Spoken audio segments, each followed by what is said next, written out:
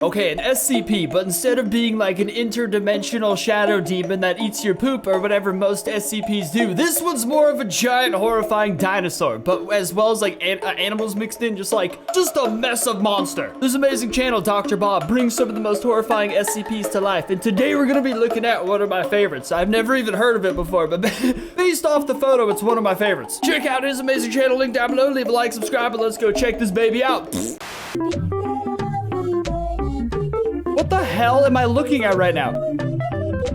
Why is it saying pee-pee so much? This is the most cursed commercial I've ever seen in my entire life. What the hell? My sweet peep. What the Yo, what am I looking at right now? What the hell? That's the most disturbing thing I've ever seen in my life. This SCP is not even gonna scare me anymore after this commercial. Good God. I'm freaking shook, dude. Okay, gotta snap back into it, Johnny. SCP time. The early morning sun rises, casting its radiance over the field.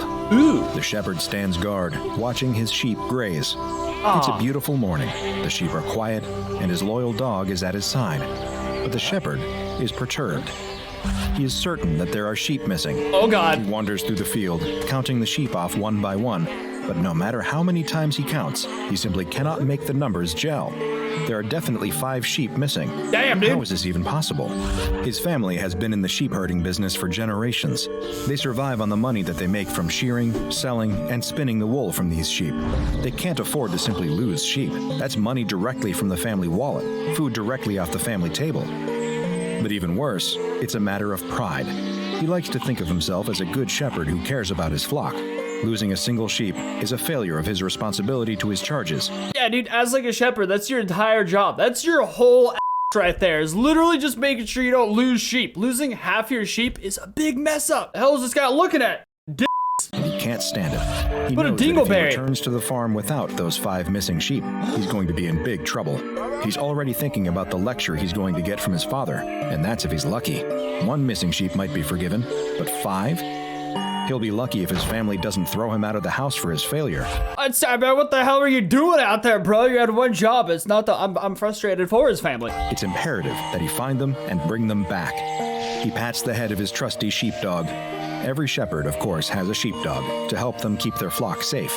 His dog has been with him for many years, and she has never failed in the past. Oh God, the dog's gonna She keeps watch die. over the flock as if they were her own puppies, so the shepherd thinks it very strange that his dog didn't bark to sound the alarm when the missing sheep started to wander off. Could something more sinister be at play here? Maybe someone stole his sheep. If a thief came during the night to sneak away with the lost sheep, that might explain why they were able to get away without his dog knowing. Night He might have been thieves. clever enough to cause some kind of distraction to keep her busy. The shepherd notices that the fence at the edge of the field is broken. This must be how the missing sheep got away. He examines the splintered wood. It's not a natural break because the wood is sturdy and far from rotten. Someone or something must have broken the fence sometime last night. Oh my God. Clutches at his shepherd's crook, his brow set in determination. This isn't good. It's looking more and more likely that thieves are behind this disappearance. He needs to track them down, and he will have to be careful. Sheep thieves are usually desperate men, and they might resort to violence to protect their ill-gotten gains. What the hell's he gonna do with that stick? What's the game plan here, bro? A glint Stick of 'em? sunlight flashes against something shiny caught on the fence, catching the shepherd's eye. He scoops it up and examines it closely. It looks like a scrap of fabric. Could it be that the thief snagged his clothes against the fence as he made his escape? The fabric is thin and brittle and doesn't look like any sort of material that the shepherd has ever seen before. It more resembles a scrap of snakeskin Oh than a my scrap God. of shirt. But it's his only lead, so it'll have to do. Giant animal scale or like reptile skin found? Hell no, dude. That's, oh my God. It's such a big, it's dinosaurs. He holds the scrap to his dog's nose and allows her to sniff it. A She bloodhound? snuffles at it and then immediately raises her ears, alert. He commands her to follow the scent, and she obeys. I guess She puts her sheepdogs nose do to know the an ground insane and amount of starts to commands. track. He follows her. The dog leads him out of the field and across the way. He is surprised to see that she is leading him toward a nearby forest. He gulps in sudden fear. He's never been into these woods, and, in fact, his family has often warned him to stay away. Bro lives in the straight up like 1400s. Like, what's going on here? He's got monsters in the woods. That's why you need a mini mall right there. And a Walmart? No more monsters if there's a Walmart. Everyone in his village loves to repeat rumors that this forest is haunted, filled with every sorts of scary monsters and demons. Why would the sheep thief brave these cursed woods?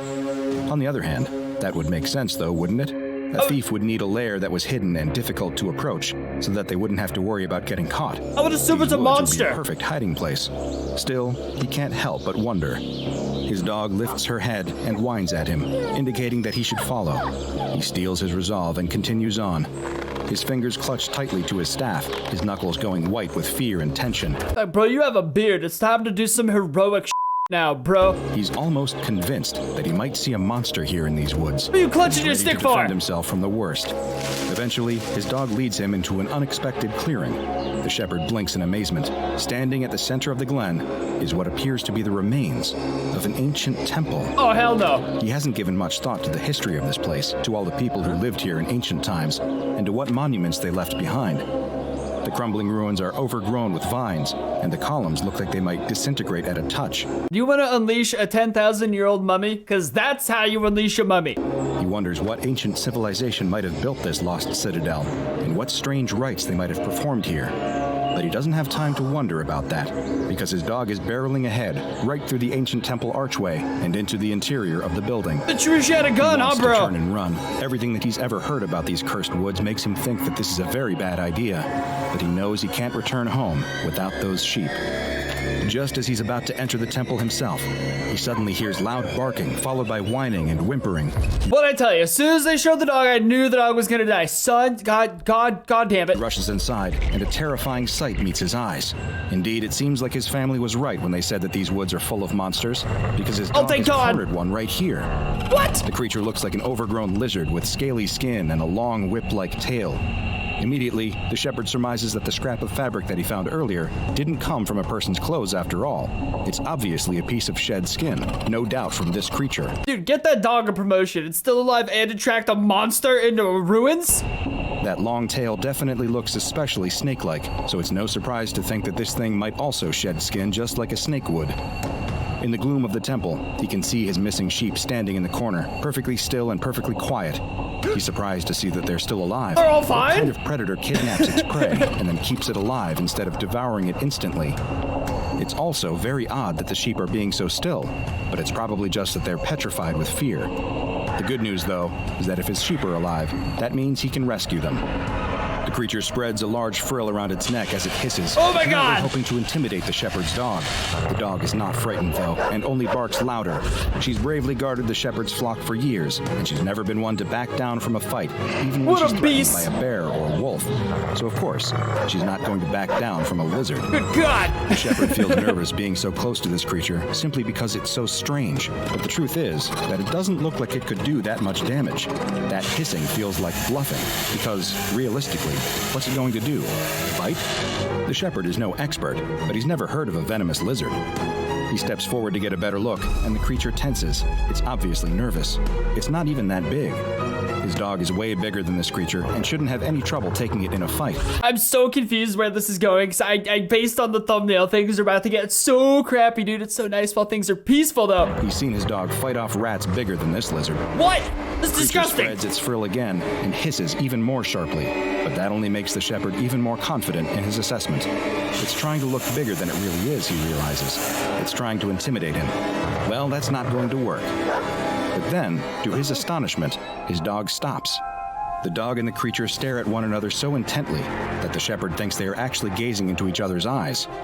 After holding its gaze for a beat, the dog suddenly collapses. What? The shepherd yelps in fear and confusion. His first instinct is to run to his dog to see if she's hurt, but suddenly, the creature turns its gaze on him. He stands frozen. The creature's eyes almost seem to cast a spell on him, and he feels mesmerized, unable to move or even to think. Don't look it in the eyes, you butthole. Just stab it with your stick. Come on, man. All his Jesus. thoughts drain away, and the whole world starts to fade. Nothing is real except those two malevolent red eyes. What? The shepherd is absolutely paralyzed. It's not just terror. He finds that he can't move a muscle. He can only watch as the strange reptile approaches his frozen dog and suddenly bites her on her exposed flank. I knew it, dude. God, I'm praying for this dog. It lashes out like a Oh, snake God! would when it injects venom into a victim. The shepherd was sure that there weren't any venomous lizards in this area, but now he's not so sure when he's watching this scenario play out. What has happened? He expects his dog might start to convulse or spasm if she's been poisoned, but she remains completely still. Suddenly, he sees something so shocking that he's certain he must be losing his mind. Could it be? The area around the bite is starting to change color, becoming a dull gray. But as he watches, he realizes to his horror that he's not just watching a color change. This is something more. His dog is slowly petrifying, hardening, her fur stiffening into stone. She is literally turning into a statue right before his eyes. What the hell? He can't move, but his eyes flick to the corner of the room where his sheep are still standing. Now he understands. It was hard to tell before, because of the darkness and also because the very idea was so preposterous that it didn't even occur to him. But the reason that the sheep were so still and quiet was because they weren't sheep anymore. So it's like a Dilophosaurus that turns you into a stone statue? Medusa? They were mere statues.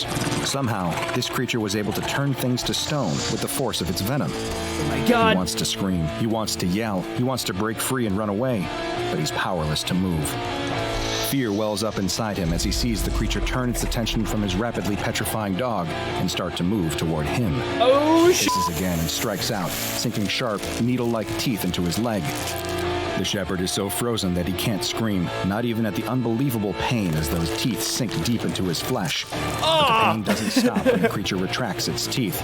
He can feel the pain spreading outward from the site of the bite, spreading down his shins and up his legs, through his whole body. His body is hardening fast, making it hard to breathe and impossible to move. Jesus, dude! Even as he turns into a statue, he can still see everything around him, still sense the presence of the creature, still think.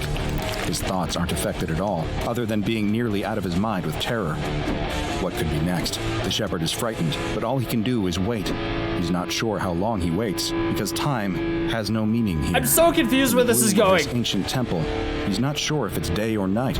He idly wonders if this temple was built for this monster, by people who worshipped it for its great and terrible power, or by people who feared it, and hoped that maybe this temple would keep it contained.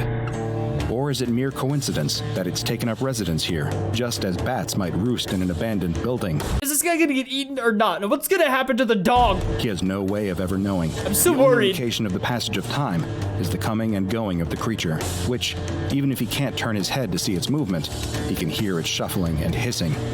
Occasionally, he hears a sound that frightens him even more, a sound that can only be described as statuary shattering, and he wonders if that will ultimately be his fate. That would be His trippy. question is answered one day when it seems that hunger has driven the creature to dig into its larder of petrified prisoners. The creature approaches him, and he can feel it gnawing at his feet with its big, ugly beak. No way, dude. That's what happened. It just saves you for eating later? That sucks so much. Pecking at him harder and harder until suddenly the shell breaks and it's chewing on the flesh of Oh his leg. God! Once again, the pain is unbearable. The shepherd can do nothing but Oh my wait. God! At least he thinks it will all be over soon. Better a quick end at the jaws of a monster than a slow death trapped frozen in stone. He I would definitely prefer starving to death in stone than my legs eaten alive. Like, what the It's hell? the very best that he can hope for. That shepherd had just run afoul of a creature that appears to come straight out of medieval mythology, matching the description of the deadly monster known as a cockatrice or basilisk. What? The SCP They're the Foundation same? knows it as SCP-1013, a nasty little piece of work with, quite literally, a paralyzing stare.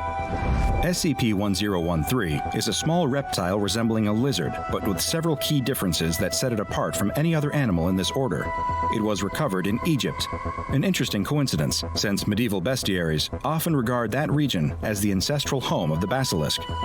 However, Foundation agents believe that since no other specimens were found in the area, that SCP-1013 is not a naturally occurring animal and might have actually been bioengineered. While SCP-1013 itself is only 60 centimeters long, its abnormally long tail measures nearly 121 centimeters long. It can use its tail to distract prey. Dude, that thing is so freaking small. It's slowly eating you. It takes so long. I don't know how the guy could possibly think that's better. It has a wide frill around its neck that it can extend at will, similar to that of the Australian frilled lizard. Its head does not look like any other known lizard, though, with a serrated beak and a distinctive head wattle that many researchers Waddle? feel gives it the appearance of a rooster. hamster. Its beak is filled with long, needle-like teeth. Absolutely not. Those look like the worst. Everything about this thing looks like the worst thing to be eaten by slowly. But stranger than its appearance, It's so is short its it starts at hunting your methods. ankles. When it spies potential prey, SCP-1013 will extend its neck frill with a sudden, snapping sound. The frill appears designed to attract attention and encourage victims to look into the eyes of SCP-1013, because its eyes are, of course, where it holds its real power. The mythical cockatrice Whoa! was said to be able to turn a person to stone with the power of its gaze, similar to the petrifying powers attributed to the Gorgon Medusa of Greek mythology. Did you just say powerful gaze? Dude, that thing looked absolutely insane. See, that's like the one I was known that, like, the one I associate cockatrice with. SCP-1013 is very similar to its legendary namesake in this regard. Anyone or anything making direct eye contact with SCP-1013 will experience stabbing pain in most major muscle groups, followed by full paralysis Sounds setting awful. in within 3 seconds and lasting up until 8 minutes. It is currently unknown how SCP-1013 achieves this paralyzing effect. Once its prey is paralyzed, SCP-1013 will bite its victim with its needle-like teeth, thus initiating a process of calcification. The victim will gradually stiffen and harden, That's what she said. almost as if they are turning into a statue.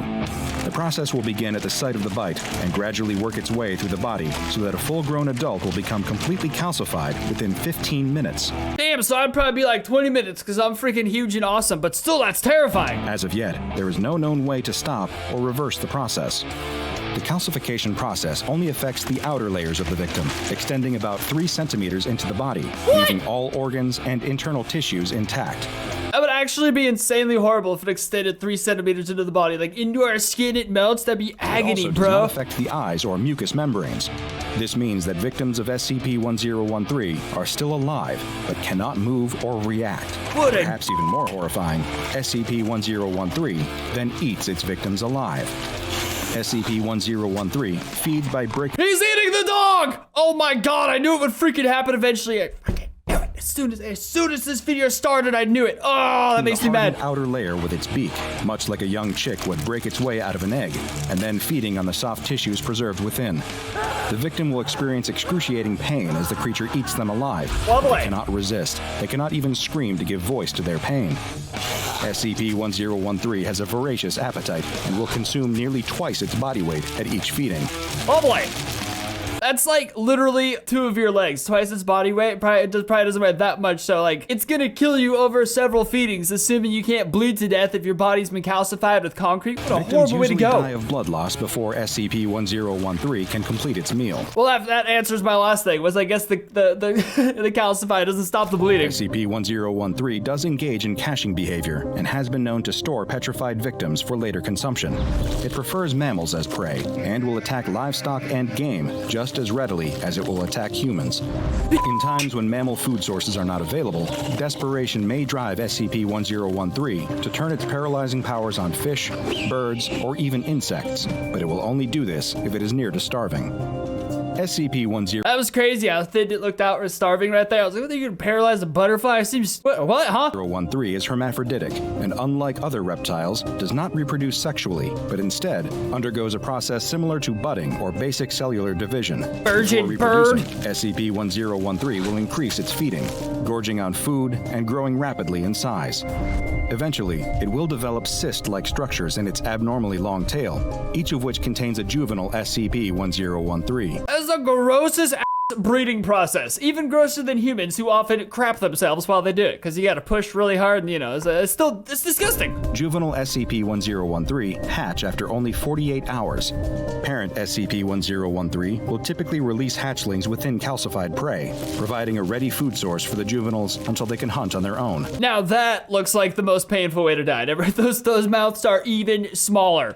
Juvenile SCP-1013 will seek out cool, dark places like caves or abandoned buildings and begin rapid molting, doubling in size every 6 hours until reaching full adult size. Once they have reached adulthood, SCP-1013 will set out on their own and quickly establish their own hunting territories.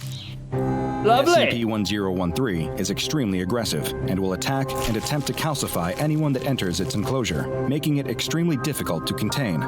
For this reason, combined with its deadly powers of calcification, SCP-1013 has been designated Object-Level Keter. Ooh. Any staff entering the containment area are to wear the AR-68 Armored Variant Hazmat suit.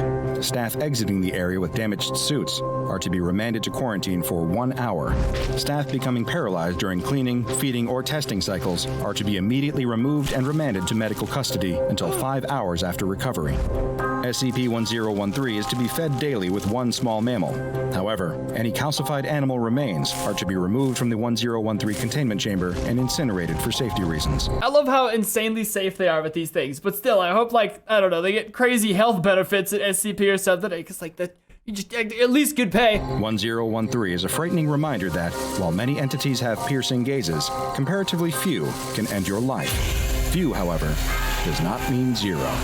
Dude, that would be Go and gnarly. watch another entry from the files of Dr. Bob, like SCP-4666, the Yule Man, for another tale of a mythical creature being all too real. That is the scariest thumbnail I ever did saw. My God, this channel is freaking awesome. Mr. Bob, Dr. Bob, Mr. Bob, amazing SCP channel right here. Thank you so much for this amazing work of art as well as everything else you do. Leave a like on the video, subscribe, check out his channel, link down below, and I'll see you guys next time.